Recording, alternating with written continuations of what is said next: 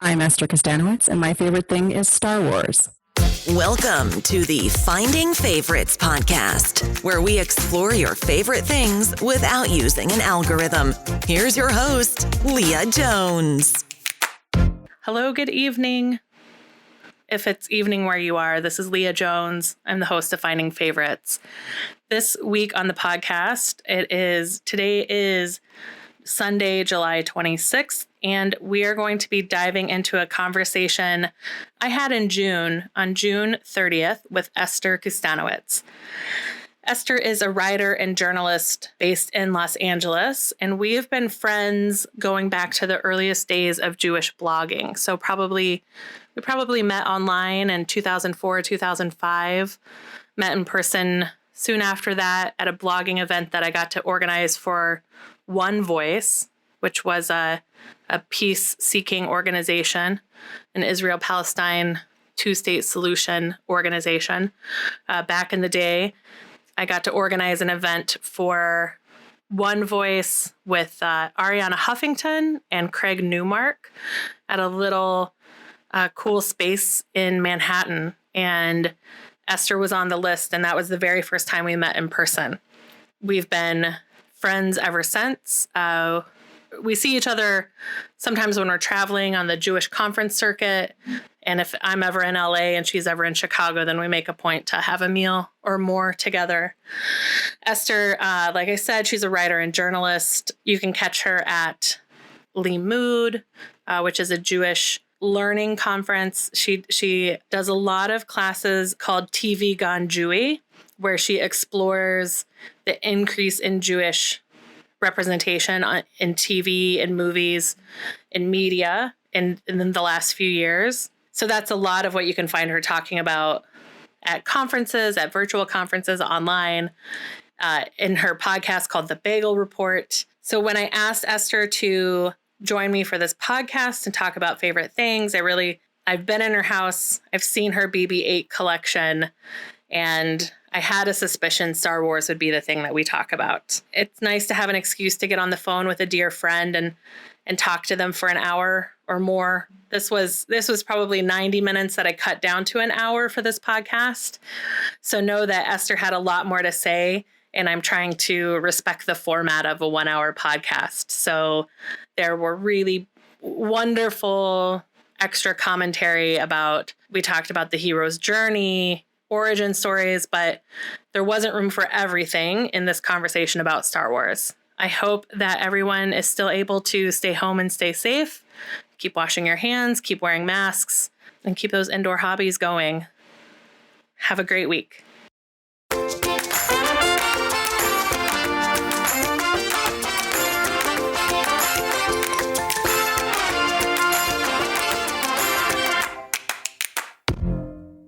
Hello and welcome to Finding Favorites. I am your host, Leah Jones. This is the podcast where we talk about people's favorite things and we get recommendations without an algorithm. Today I am joined by my dear friend, Esther Kustanowitz. Hi, Esther. Hi.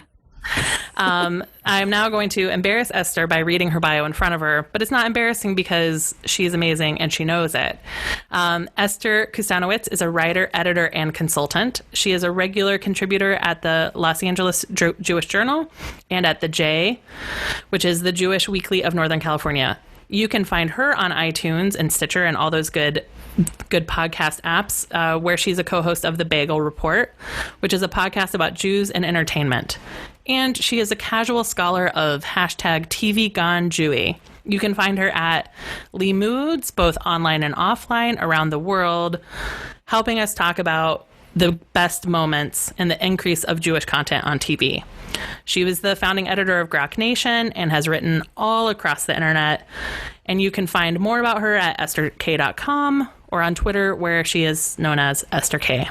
So, hello, Esther. How are you? Yeah. Hi.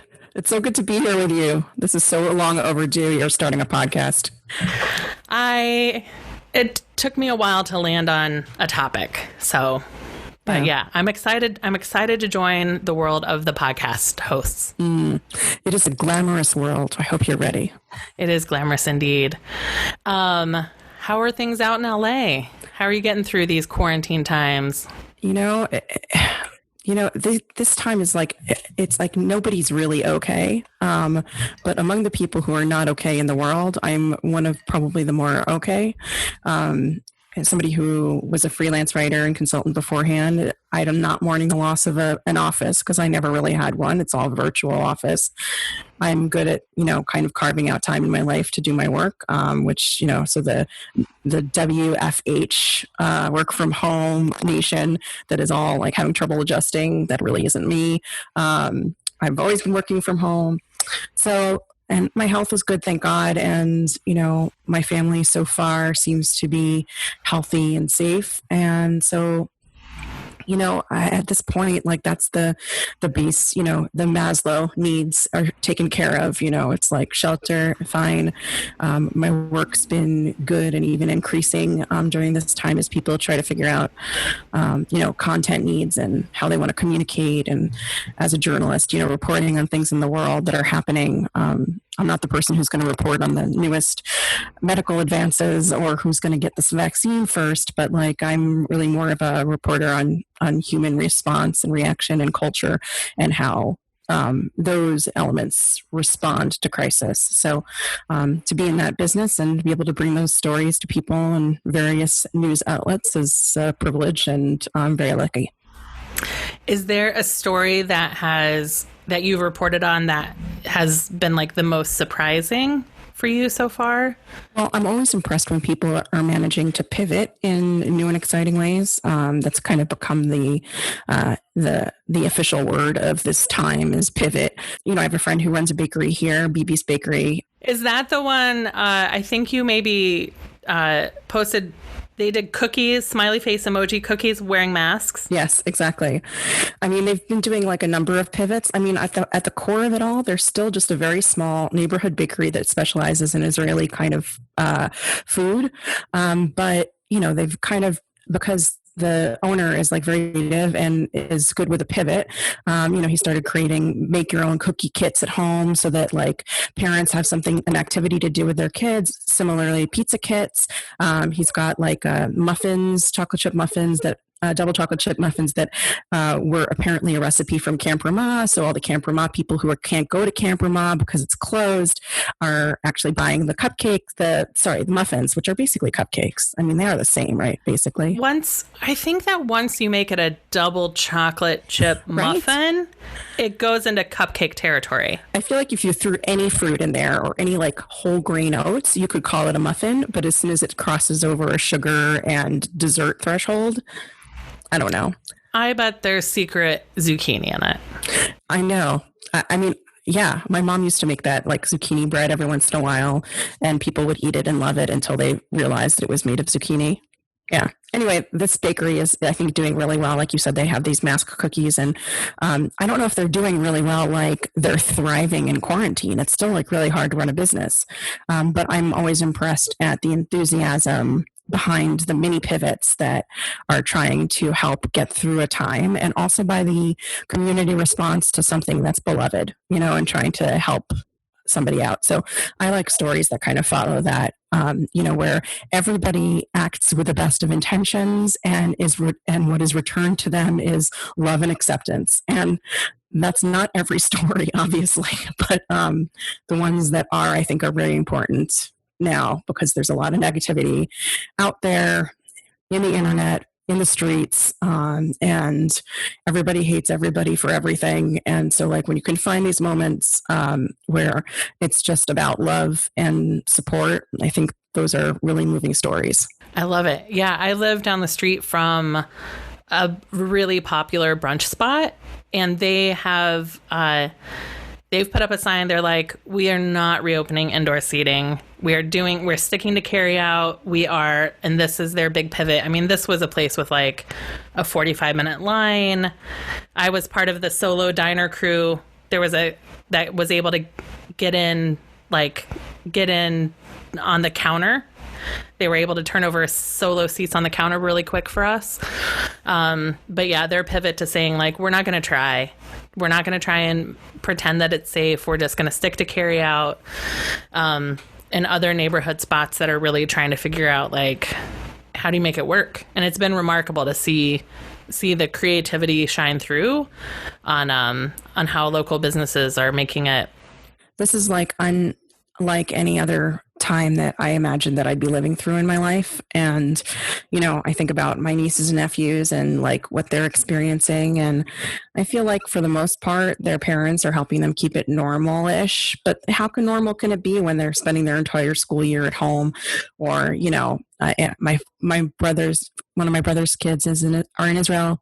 And so in Israel, they had like a kind of like, yay, it's over. And then they're like, oh no, here it is, it's back again kind of situation. So like nobody in my family was ill, but a couple of people in my family were quarantined because they were in the same space with other people who were ill. So like it's just like that kind of, I feel like everybody's got to do what they can to stay safe. But I do understand like the cabin fever of everything and not really wanting to get back out there and get back to normal. Like if we have to cancel 4th of July, if we have to cancel Rosh Hashanah, like I'm not like so radical, but like if we have to if canceling Rosh Hashanah would like make everybody in the world better immediately, I would be like, totally cancel Rosh Hashanah. So here's the thing. If we cancel Rosh Hashanah and it means more people are sealed in the book of life, right, then we've done our job. Right. And it's, I mean, that's a questionable theology. I understand. But like, yeah, we put saving lives ahead of all else. It is wild to me as a president of a synagogue who's helping make these decisions about when do we get to pray in person, mm-hmm. and looking at churches and other houses of worship that are so anxious to get back in the building. And I just can't square it with the Jewish belief that saving lives is the most valuable, most important mitzvah. Yeah, above everything. Above everything.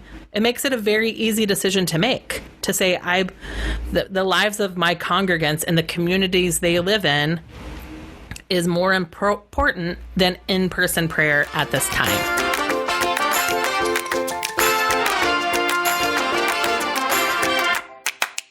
The concept of this podcast is everybody has a favorite something that has great stories attached to it. And so what is your favorite thing that we're here to talk about today? So when we first started talking about this, I was like, well, I could do pop culture, I could do writing. And you're like, no, be more specific. So I was like, okay, fine. And I think, I started thinking I considered The Wizard of Oz for a while and Gone with the Wind, which were two of my favorite movies growing up, which is like strange duo. And also I was not born in the 1930s and 40s. So why that was true, I'm not really sure. Wizard of Oz is a little bit more understandable, I think. They were both, Wizard of Oz was on TV every year. It was an annual event in my family, at least. The Wizard of Oz being on TV was a appointment television, mm-hmm. when it was like appointment television was a daily thing. So Wizard of Oz, I think, makes 100% sense. Mm-hmm. And also, like, I don't think anyone went to a grade school without a Wizard of Oz play that they could have been a part of at least once, if not 5 times growing up. Right. And Gone with the Wind was at one point, I think, like the only movie that Turner Classic Movies owned. And so when we were growing up, Gone with the Wind was on TV a lot. That's true. Because Turner didn't have many movies yet. It was like Gone with the Wind and Arsenic and Old Lace. I think they were on a rotation. I feel like Rear Window got added at some point, but yeah, it did. Yeah, I mean, I think, you talked about The Wizard of Oz being appointment television, and quite honestly, it's very interesting that when I was growing up, same time as you were growing up, I couldn't make that appointment because almost always it was on either on a Friday night or during one of the days of Passover. So I was very upset every year that we had to miss it. And I don't know how I got to watch it otherwise. There must have been wasn't really video rent. Maybe it was a VHS. I don't know. But I did get to see it a couple of times. And then when it was on TV subsequently, I kept missing it. So I ended up writing a letter when I was younger to Turner to ask them to pick a different date. They did not, but now we all have streaming and can see everything whenever we want. So you can thank me later. I'm sure that was all because of my letter that I wrote when I was 8 years old. I'm sure it was. So if we're not here to talk about pop culture, Gone with the Wind, or The Wizard of Oz. Right. I mean, I think anyone who knows me is going to know that it is Star Wars that we're here to talk about. I have heard of Star Wars. Mm-hmm. Have you seen a Star War? I have seen a Star War. I just today listened to the final episode of Lauren Lapkus and Nicole Byers' podcast about Star Wars. Oh, I don't even know about that. Oh my gosh. It is phenomenal because they had never seen it. Neither of them had ever seen it. Oh, really? And so they're going through, it's called Newcomers. Mm. And so season 1 is Star Wars. So the two of them had maybe each of them had seen one movie. They had picked up all these pop culture references because you can't go through life and go through UCB without hearing Luke, I am your father. Right. Or about Jar Jar Binks. Or The Force will be with you. The Force will be with you. But neither of them had ever watched it. So they watched all the movies in release order. Uh-huh. So starting with A New Hope. So they watch them in year order, not in movie order. Right. And then they watch Clone Wars and Mandalorian and today the final episode was Spaceballs. Nice. So my most recent Star Wars intake has been two comedians who have never seen it talking about it and me not watching the movies to follow with their podcast. Got it. So, but this podcast isn't actually a review of a podcast of two comics who never saw it. It's a conversation with you about Star Wars as your favorite thing. Right, but a podcast within a podcast is a continuation of the Shakespearean tradition of a play within a play. So absolutely, I think we're okay. We're very literary, in fact. So yeah, I think Star Wars is one of those things that it's just been kind of like a track throughout my life, and I didn't really expect it would be. I would say that I was probably more of a super fan of The Wizard of Oz when I was younger, but when I did see Star Wars in the movie theaters. I don't remember what year, but it was also something that we watched on HBO a bunch of times. And we taped it from TV when it was on VHS. And I have two younger brothers, both of whom were super into it also. So we watched it a lot together. And, the three of us I'm 3 and 6 years older than my brothers. So if the three of us could agree on something to watch together, in a world where there was one TV per household, it was a good thing. Yeah. And is your love of Star Wars expansive, the whole canon and now what Disney calls legends? Is it the 3 movies from the 70s and 80s? Is it the 9? What is when you look at when you say, now I've been to your house and I have seen that you have a number of BB-8s. Yes. So I suspect you also like modern Star Wars. Uh-huh. But when you say I love Star Wars, tell me about what's your catchment area? What does that include? It's an excellent question. I would say that I am not orthodox. I am more conservative or, less, not reform Star Wars fan, but not that there's anything wrong with that. So you're maybe conservadox? Maybe. I mean, if orthodox is people who dress up and go to Comic-Con every single year and wait outside for panels and things like that, if that's orthodox, I'm not that. Okay. I would say I am a solid fan, but I'm not, and sometimes a fangirl, but not always. I think that my catchment areas, as you so nicely put it, is the original 3 movies, and the new movies, the last 3. The prequels I watched. Skip over the mess of the 90s. They were definitely a mess. It doesn't mean I didn't watch them, and it doesn't mean that I haven't seen them more than once. But there are parts of those movies that are super painful. Any of the romance is just like, I feel like the Fred Savage character in The Princess Bride, where he's like, is this a kissing book? It's just like, so the chemistry doesn't seem to work. And like, I just want the story. Like the prequels are supposed to be like, how does a good guy turn bad? Right? That's something that's like very like interesting to watch. I mean, it's Breaking Bad, it's Better Call Saul, it's, things not set in that universe. Right. But like everybody wants to know how it's an origin story, a hero origin story or a villain origin story. They're interesting because how does somebody who's on one path end up choosing another? And often the answer is love or loss. And that's a very human kind of area to explore.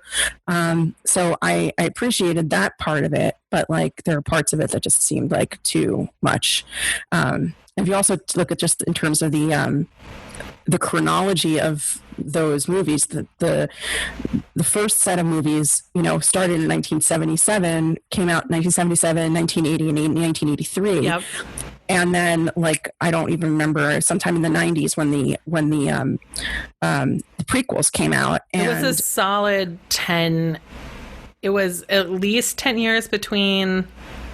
Is Empire the Third, or is Return of the Jedi? Between Return of the Jedi and the first prequels is at least a decade, if not more. Right.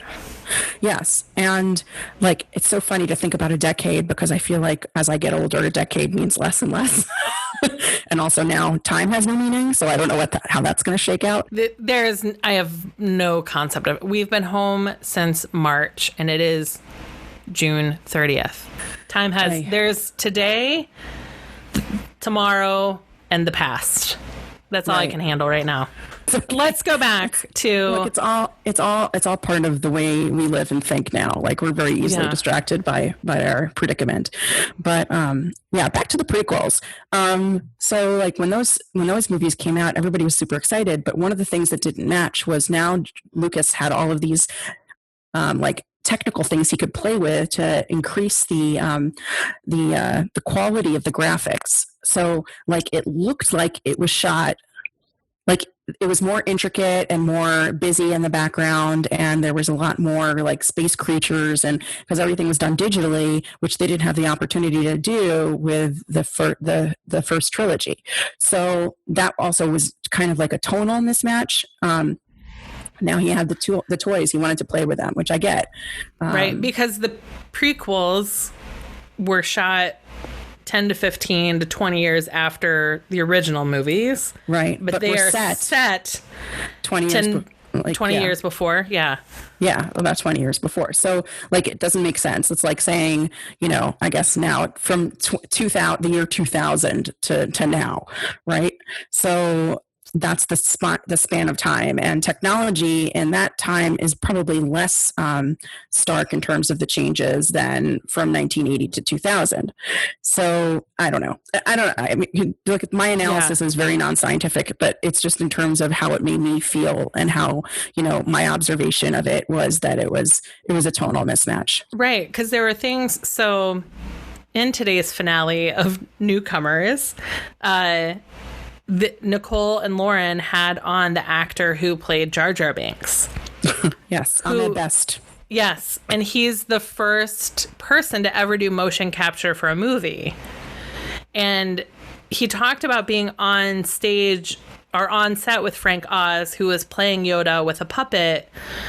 But if I understand correctly, George Lucas swapped out puppet Yoda, who is beloved, with a CGI Yoda. So even though Frank Oz was on set and it was Muppet Yoda, which feels so real, he swapped him out for a CGI Yoda because the toys were there. Right. So it loses that practical magic of the first show, of the first three movies. That so much more was practical. Yeah. I mean, Yoda does have a moment that kind of makes you forget about that a little bit. Like, you used to, in the first, in Empire Strikes Back and Return of the Jedi, Yoda's an old man, an old puppet. he's right. Like old, whatever his species is. If in The Mandalorian they refer to, Baby Yoda as the child, they don't call him Baby Yoda because Yoda is a name. It's not the species. We don't know what the species is called. So if it seems like a weird thing to hold out on after 40 years. Yes, 43 years. Like, how have we still not named this species? And aren't there still only like 3 of his species that have ever been seen? I think there's the child, there's Yoda, and then I think there's a Lady Yoda in maybe the Christmas special. Right. Well, at some point there was a Lady Yoda, if you know what I mean. Yes. So anyway, I don't want to speculate about the romantic life of a Jedi elder. Yes. But, assuming that there is a wait, are we still talking about how Yodas procreate? Is that where I landed? That's where we landed. But anyway, gender identification and sexuality and reproductive lives of the species of Yoda.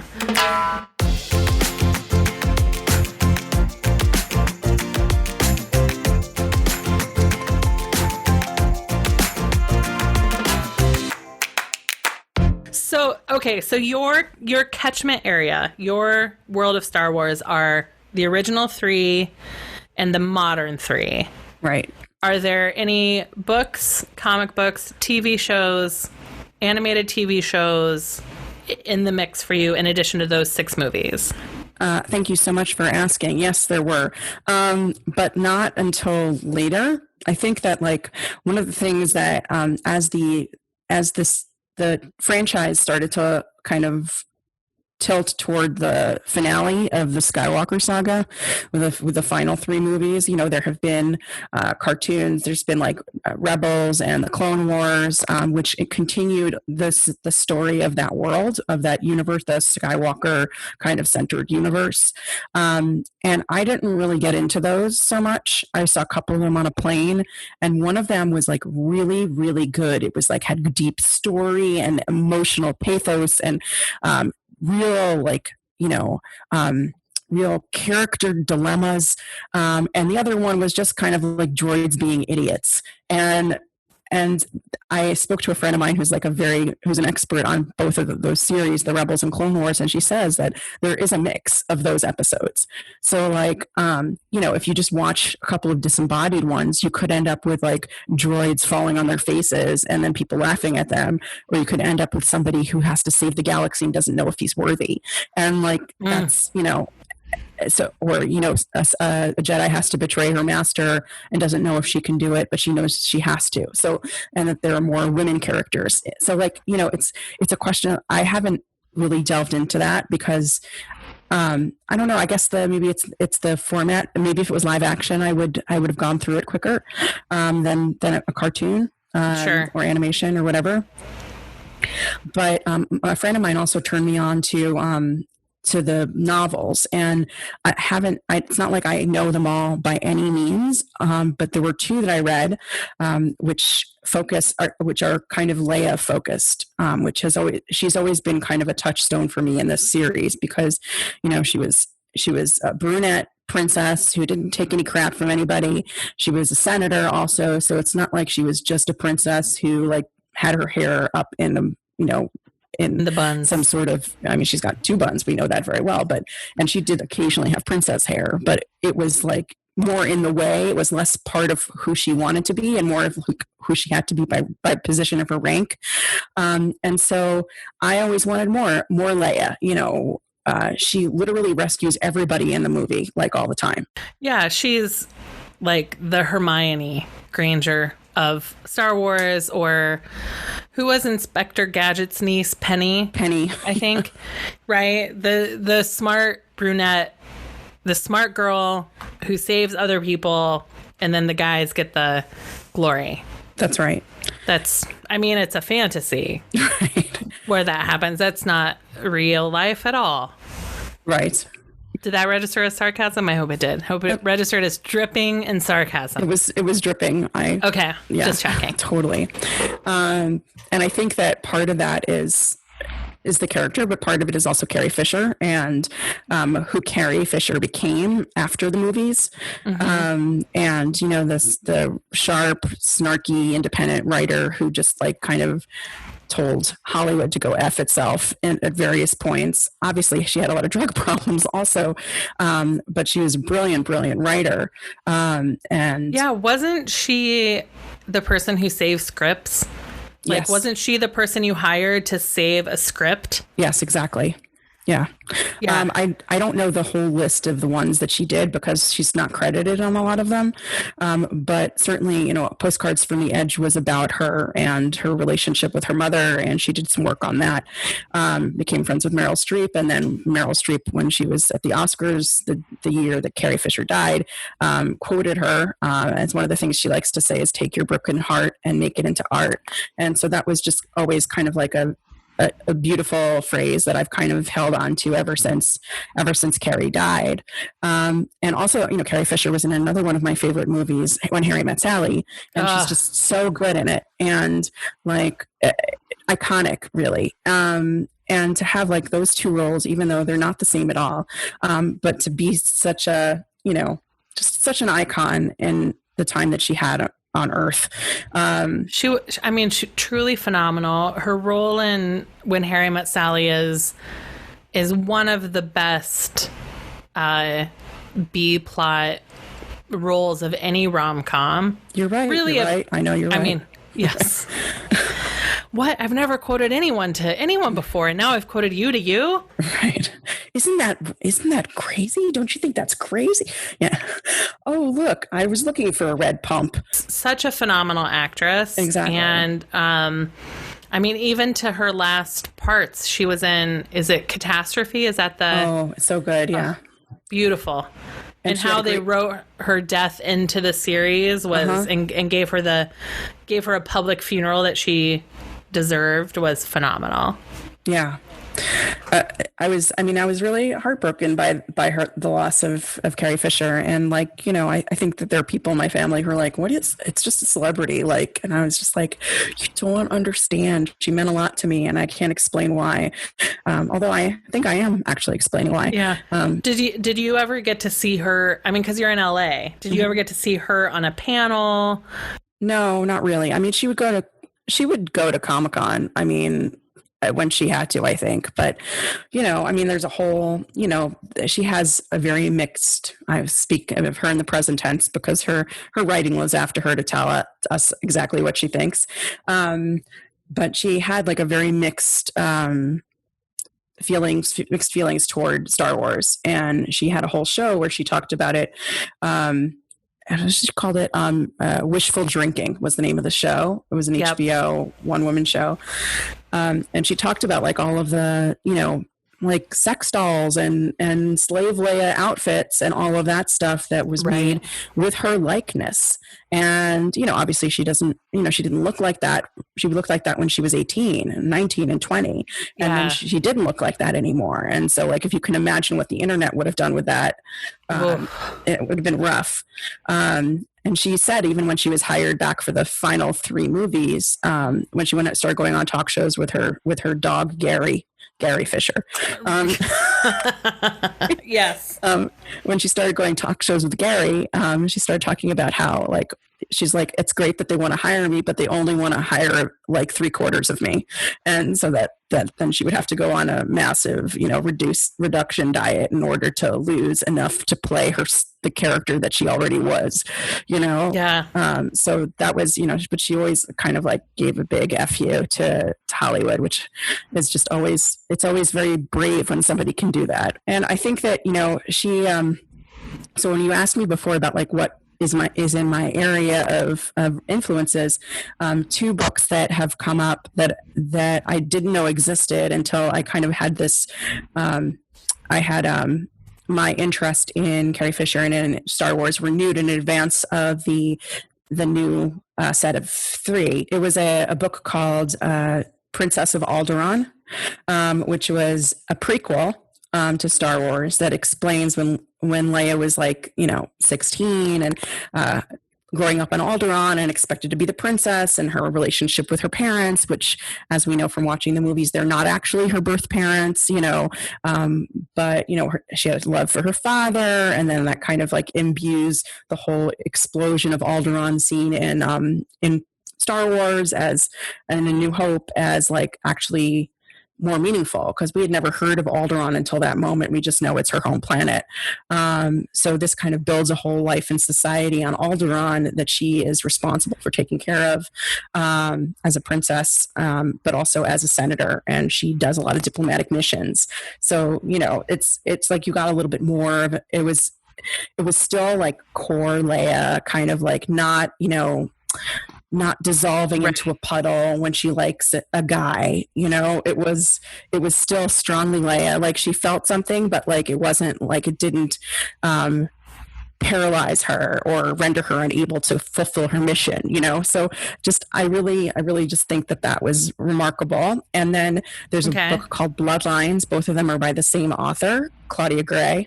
And Bloodlines talks about her as not as slave Leia, the one who was imprisoned by Jabba the Hutt, but as Hutt Slayer. And that's how she's known in the universe, because she killed the Jabba the Hutt. And so like, instead of being known for a bikini, she's known for an act of resistance and killing the bad guy. So like, I love that they kind of recast that. And I think that's kind of what I was always missing, is that like, I felt like there was a lot of independence and training and knowledge and just intellectual capacity that we saw a little bit of from Leia, but couldn't really focus on because there was too much action going on. And so this kind of retconning is something that I just really appreciated. And in your sequence of watching them, did you find out about the two? So the final trilogy gets announced, but isn't it the final trilogy plus one? Were there 5 modern Star Wars movies? Doesn't matter. Right. So there were 2 additional standalones that they were called. There was the one with... It was Rogue One, which was like kind of like the 5 minutes or so before A New Hope starts. Because it's all the story. It's based on like one line, and this is kind of where I can make it Jewy again. Please if you do. Don't mind. I didn't invite you to this podcast to make it Protestant. I know. I'm glad I'm living up to expectations.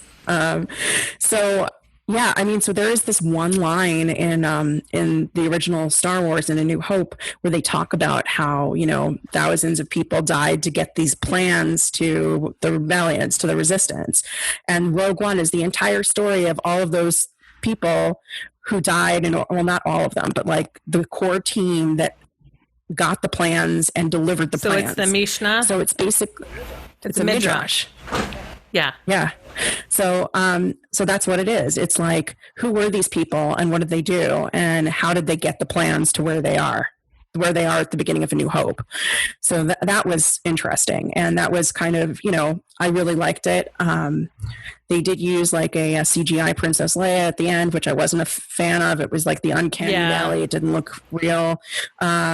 But, she's still a character who I'm happy to see, especially when I wasn't expecting it.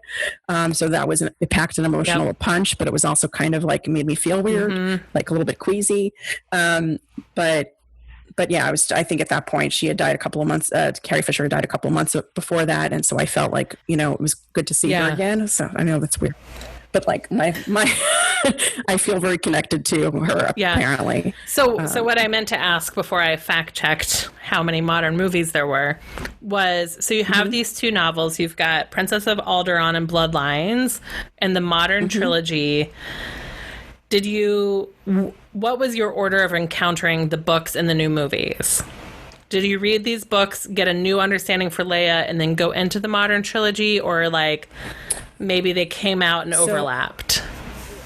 They overlapped.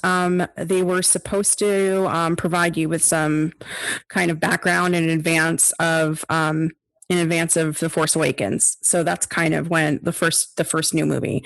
So that's kind of when Bloodlines I think had been around for a while, but but the Princess of Alderaan, I think, ended up setting up some things that happen in not some things that happen, but like some characters. So like the Laura Dern character in The Force Awakens, right?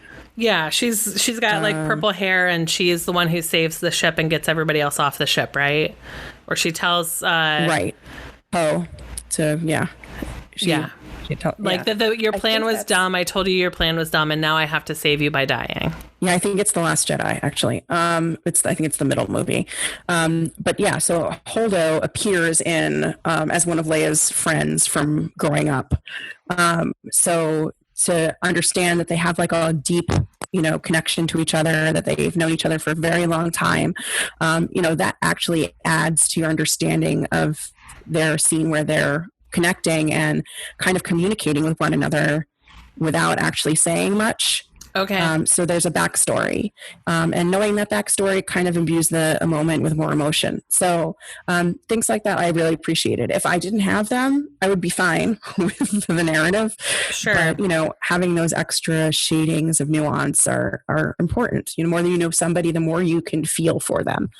We've talked about Midrash, we've already gotten a little Jewy. Does your love of Star Wars impact either? You watch a lot of TV and pop culture for work. So there's a lot of things you're consuming because that is what you do for a living. Mm-hmm. But do you see Star Wars impacting other pop culture choices you get to make on your own? Or if you write fiction or you're writing stories, do you see Star Wars impacting other work that you do? Absolutely. I mean, I wrote a piece for modernloss.com about loss and how, and basically talking about, you said your friends on the podcast. I know that they're not your friends, but I know your podcast friends are your friends. I've read that. I read that yes. piece you wrote. So, yes. So, they talk about what's the right order to watch things in. And there's something called the Machete Order, which is named after a blog called the Machete Blog, but it also happens to carve up the order so that you watch it kind of in it kind of cuts the story up and rearranges it. So you would watch Star Wars and Empire Strikes Back up until the, Luke, I am your father moment. And then the people are going, what? He's your father? How did that happen? And then you go like back to the prequels to show you how that happened. And then skip back to Return of the Jedi to finish out that thing. And then ahead to the new movies that then close out the 9-movie loop. Does that make sense? Arc. Yeah. So I used that as a jumping off point to talk about loss and how loss can be nonlinear, and how if you're in the middle of something that's traumatic, that your brain can send you shooting back to the past, and then back to the future, and then back to the past again. And so basically just about the nonlinear nature of grief. And I think that, a lot of people were like, some people read it and were like, this is exactly it. Other people are like, I don't know Star Wars enough to understand what you're talking about, but which happens to me quite a bit. But, I thought it was a really interesting metaphor. The idea also that the Force, as Obi-Wan Kenobi, aka Ben, says in the first movie, he says that the Force is something that runs through us, it penetrates us and binds the galaxy together. So talk about like collective responsibility and that we're all in this universe together. I live in LA now, where everybody talks about the universe and manifesting and all of that stuff all the time. But the idea that we're all kind of connected through some cosmic energy is something that I don't disagree with, in terms of how we should view our responsibility, which is like very much, of this moment, like, wearing masks and just being considerate of our neighbors. Like we have to do that. It's true. It's that the Force as a collective energy of like people working together to harness something for good or for evil. Absolutely is this time we're in, on both aspects, on both the COVID and I think COVID, wearing a mask, taking care of your neighbors, even though they're strangers, and also on Black Lives Matter of looking at the world and the system we're in and how can we change that system. I think the force is, it's not a cotton candy metaphor. It's it's a very useful metaphor for the time we live in. I agree. And there's the moment where, like I said before, the planet of Alderaan gets blown up. I'm sorry if this is a spoiler, but the movie came out in 1977. So if you haven't seen it by now, it's all right. I think it's okay. So when Alderaan explodes, and then, I don't even know how far away on the Millennium Falcon, Obi-Wan Kenobi is visibly shaken, and he needs to sit down, and they ask him what's wrong, and he says, I feel like millions of souls just cried out in terror and were suddenly silenced. And I've thought of that over and over again as I remember when I was in New York, I was living in New York, and it's 9/11, and watching those towers fall, that's what I felt. And like, even as there was a shooting in Las Vegas, a couple of years ago. Yep. If you remember that, when we used to have mass shootings, and that was our big problem. So I remember watching the footage of the rate, the number of dead just elevate, just keep going up. Yeah. And whenever there's any kind of like mass incident, I feel that kind of like deep pain and dread. And so I relate to that. And I feel like, in some ways that's it. The Jedi, the Jedi and the Sith, the good guys and the bad guys, are connected in terms of the kinds of powers that they have. But the Jedi are more empathic, and the Sith are more lean more toward anger, revenge, selfishness, and greed, whereas the Jedi are more about like humanity. And I mean, everybody's still soldiers. It's like complicated, but the Jedi are really supposed to be about like preserving the Force and making sure we all kind of like stay connected to each other. The feeling of interconnectedness builds empathy, which is more the realm of the Jedi than it is for the Sith, who would use knowledge of other people's emotions to exploit and to tempt, as opposed to connect and heal.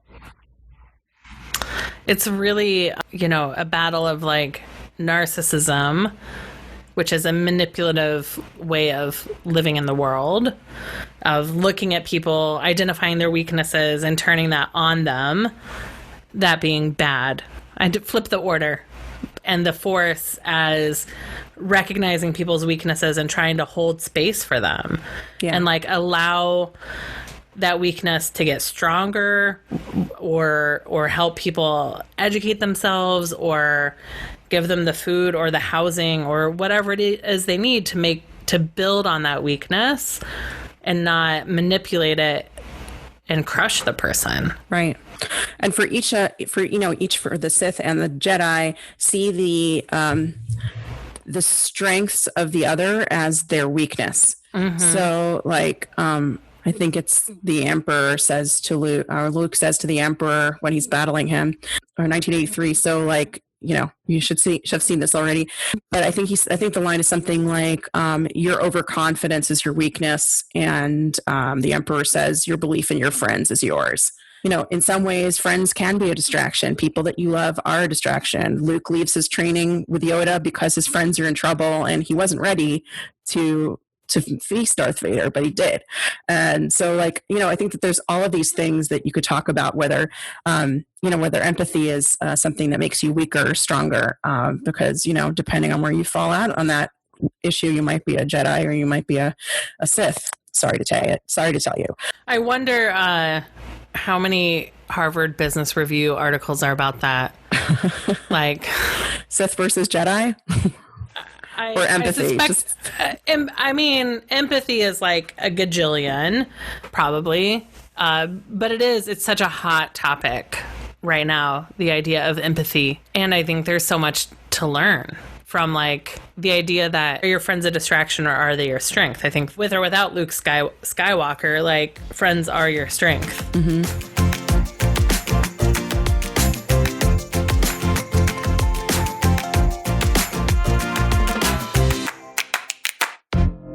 of the things that I really love about this universe, and really is like in a galaxy far, far away, but it's like a whole universe of characters and situations, etc., is that I love the creativity it inspires in its fans.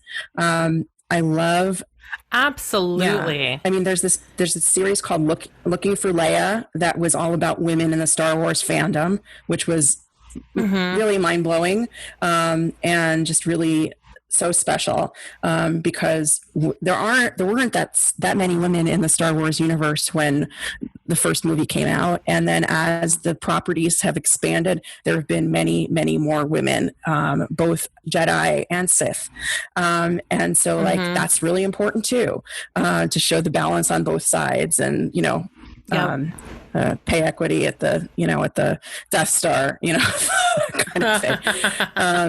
But I love that. I love the way people like take on characters and dress up at Comic-Con. I love the parodies. Everything from there was a parody called Hardware Wars, which I don't know if you ever saw. No, but tell me. I think it's just a short film. It was like as a kind of like a pre-film on like one of the video cassettes that we got. I remember, and it was basically all of the space things from Star Wars replaced with household objects like frying pans and irons, and like just it was so weird, but it was just funny. And then that suddenly sounds very familiar. I'm sure you saw it. Like where. I'm a couple years ahead of you, but I think it was probably something that you saw, and maybe it didn't register. Then there's also Spaceballs, and somebody there was even like a short film that I later met the guy who created it out here randomly, because I happened to be at a party at his house, and I looked on the wall and there was like a poster of this, and I'm like, I love that movie. He goes, I made that movie, and it's called Lucas in Love, which was an imagining of how George Lucas got the inspiration for Star Wars, and it's like George Lucas at college, wow.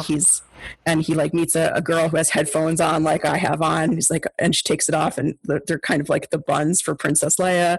And so it's just like, kind of like all of these threads that if you know the series, you'll see. But it was modeled kind of on Shakespeare in Love. So that was also like, I liked it. Like it was like a dual concept that really resonated with me. I love it. Yeah. It does seem like it does seem like George Lucas has a good sense of humor. Well, funny you should mention that, because he did until he made those prequels, and then I think he lost his possibly mind, but also possibly sense of humor, which, there have been so many documentaries about Star Wars things, but the one that I'm thinking of now is called The People versus George Lucas, which is about how the fans turned on him after those prequels. Right. And it's really interesting to watch, because they have these super fans who were like, I was super excited and I went to the movie theater, and then at the end I was like, that was bad, right? And then they were like, I don't know, I must have missed it. Like, I'm going to go see it again. Yeah. I went to see it again. And they're like, no, that was not good. I did not enjoy that. And so like, that kind of, and then like, I think people even like tried to sue him. Like, it was just like a whole, on the smaller level of it, it's not important. Right. But it is also like super important to specific people. So, I mean, you asked me before what kind of Star Wars fan I am, and, I said that I wasn't orthodox, but I did manage to go to Comic-Con and see that kind of level of devotion, but felt a little bit like I shouldn't be there, like I wasn't a real fan compared to these other people.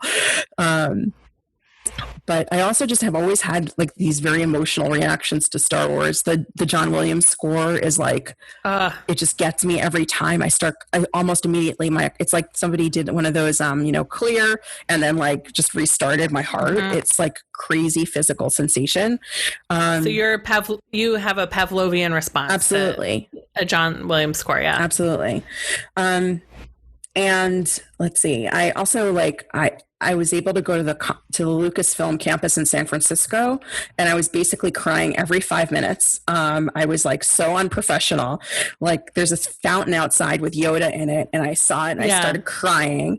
And then like I saw the movie artifacts and the costumes, and I started crying more. And then I got it together, and then I was there with Mayim Bialik, who I was working for at the time at Rock Nation, and she was taping an episode of the Star Wars show, which is a web series that is based at Lucasfilm, and we all jammed into this little room that was packed to the gills with the Star Wars action figures of all kinds, and I'm literally in the corner just like looking at them and weeping. And at some point it was kind of like almost audible while they were recording, and I was just like, I gotta get it together. I am not being and I knew it was just an office that people went to every day, but for me it was like a once in a lifetime thing. It was like a holy pilgrimage. And it was pre-Disney. I think it was post. It was just a couple of years ago. I think maybe. I don't have a sense of when Disney happened. I just know that Disney reorganized a lot of the things that had been made and said, this is now canon, this is now legend. Right. But I guess they would need more than 2 years to build the theme park part of Star Wars. So it would have to be more than 2 years for sure. Right. And I actually ended up at Disneyland. It was my first visit ever when my nieces were in town in December. But, I did go to they had a Star Wars ride open when I was there called Smuggler's Run, which was one of those hydraulic kind of like you sit and then swerve to right and left and up and down, and the screen in front of you makes you think like you're going over a cliff. And like I've never really enjoyed those because I have kind of a delicate balance to my system, and but I was like I can't not go. Like I can't not smuggle things in the Millennium Falcon since I'm here. So I did it, and I'm glad I did it, and I would probably even do it again, quite honestly, but I wouldn't say I enjoyed it. Fair. I felt like this is just a kind of confirming for me that I'm not built for space travel, but I like to believe I would be able to smuggle things with Han Solo on a smuggling mission, but like I probably could not. I think if you were on the real Millennium Falcon, you would be able to tell yourself, I'm like, you've been on turbulent airplanes before.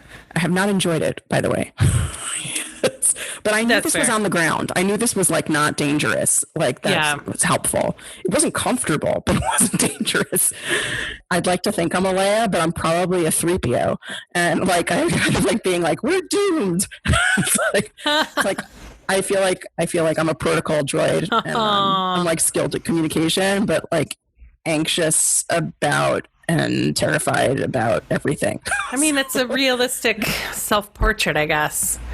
I would whoever it is in Star Wars that just stays home, and just who are the people that stay home? They probably blow up in Alderaan. I don't know who I would be in Star Wars. Like I do well in emergencies, but I'm not like I would like trip and fall very early and then limp and be slow. And so like, I don't think you actually want me in battle. I think you want me behind the battle. So how often do you throw a Star Wars movie on for comfort food? I don't really throw it on, but if it is on, I may watch it. I knew I wanted to see Rise of Skywalker again, which was the last movie. I only saw it once in the theaters, and I read a whole bunch of commentary that made me like want to look at it again. So I did that. That's a process I enjoy, is like reading Midrash and then going back to the original. Yeah. So that's Midrash being Jewish legend, if we didn't define that before. But the idea that there's more to something than just the text is interesting to me. Yeah. And people talking about a person who appeared and hugged another person, and that was a nod to the other thing, and I was just like, I did not see any of that. And part of that is because that last movie was just jam-packed full of too much on the screen to watch at any one time. So, what comes out in the second viewing is really important. And, to make that jury again, let's just talk about how every Simchat Torah, we go back and read the Torah again, because we are different from the last time we read it, even though the text stays the same. So I think all pieces of art that are resonant to you are worth revisiting to see how you respond to them in as you develop and mature as a human. So that's something that I've really enjoyed doing. And still, reading ever more Jewy things into the content has also been like something that I've been doing. I've done a couple of panels with my Muslim and Christian friends who also are Star Wars fans, and we talk about the spirituality in it and what it meant for us personally from our own spiritual framework to be in this universe and observing these things. And that's been fascinating. I think that there's just like so many opportunities through culture to build bridges, and I'm just always happy to do that through narrative and story. I love it. Is there anything I haven't asked you about Star Wars that I would be remiss in saying thank you without you sharing? Yeah, so there's a couple of things. One of the things is that my brother had all the action figures growing up. Yep. And so like some of those characters don't have actual names they're not named on screen, but they're named for the purposes of sales. So like you could see Hammerhead had like kind of a head like a hammerhead shark. Oh, I remember Hammerhead. That is for sure one that either my brother or Josh Bell had. Right. Who was our neighbor with all the toys. Okay. Yeah. There's always one of them. I think it was probably my brother for the neighborhood though. And Greedo he's green and he's greedy. So I get that. There's a character named Rees, Reeyees, and he has 3 eyes. Okay. And if you do the anagramming, like you can see Rees and 3 eyes in there. Yep. And I also took a vocabulary test once, and I knew the word rancor because it's the name of like the super nasty beast that lives under the floor in Jabba's palace in Return of the Jedi. So like, those kinds of things, you could say it's educational. But I liked the way they played with the language. I liked the way they kind of had symbolic names for some people. And that's even before I start adding a Jewy layer of interpretation. Absolutely. Of like a Lucas, a Leah. Yeah. Well, I guess George Lucas, Luke. That's pretty obvious. Yes. Luke S. He's Luke Skywalker. Luke S. Oh my gosh. Yeah. I am today years old when I realized that. Yeah. Well, even in the previous version of his script, he had talked about Luke Starkiller was his original name, but it was still Luke S. And yeah. Skywalker is a much better name than Starkiller. Right. And if they're not going to give me a reason why somebody got their name, I'm going to certainly infer it. Absolutely. Like the name Yoda is very close in Hebrew to the verb for knowledge, which is Yodea. And Yeda and Meda, information, knowledge. Yoda, Yodea, Yoda knows. Ben Kenobi, what Benjamin, you can say what you want about Benjamin, and Obi-Wan is certainly a nod to the Kurosawa films that I believe George Lucas was a big fan of. But Kenobi, it sounds like Kenavi, like as a prophet. And so I feel like, I don't think that George Lucas meant that, but the way I read it is like, it's just like when somebody paints a picture, and does a painting, right? And it's in a museum, and they could call it like unknown number 3 or whatever the story is, or they could call it, repose. And you can just look at it and you might have one clue, repose, but then you would look at it and say, well, that's not how it's resonating with me. It almost looks like unrest, or it looks like turmoil, or it looks, for me, it seems to be like somebody wants to do something and somebody else doesn't want them to. So seeing those kinds of interpreting those kinds of tensions into a work of art, I think is a remarkable opportunity for deeper understanding and analysis and cultural exploration. And I'm just so happy to have these films and the things that are being produced today. There's just so much so much content, period, even some of it great, and just kind of exploring stories of how people get to be who they are. It's fascinating. Great. Well, Esther, thank you so much for joining me A pleasure. This pleasure. evening Anytime. in Chicago, afternoon in Los Angeles. Yeah, well, it's almost evening now. Yeah. But I'm always happy to come back another time. I could develop another favorite thing if you'd like. Well, we covered 2 favorite things that Season 2. It could have been season 2. Yes. Yeah. Well, I mean, I hope there's not a season 2 of the quarantine, but I do Right. think it's I'm having a lot of fun doing these interviews, and I think it's an idea that I can stick with for a couple years. Excellent. I look forward to listening. Thank you. So where can people find you online? How should people follow up with you? My sometimes not updated website is estherk.com. And you can always find me on Twitter at estherk, on Instagram at Esther Kustanowitz. And I am on the Facebook, but I believe my friend roster is full, so I'm considering creating a author page or something like that. But anyway, just you can always Google me and find all my stuff. Yeah, and people can follow TV Gone Julie on Facebook. If they can't friend you, they can follow that project For sure. and they can subscribe to your podcast, Yes, the Bagel Report. The Bagel Report. Yes. It's fun. We took a couple of weeks off right after the Black Lives Matter protests started because we felt like we needed to step back and let other voices be heard. But we're hopefully coming back to you real soon. Fantastic. Well, thank you for this, and have a good evening. And may the force be with you. And with you. Thank you. Thank you for listening to Finding Favorites with Leah Jones. Please make sure to subscribe and drop us a 5-star review on iTunes. Now, go out and enjoy your favorite things.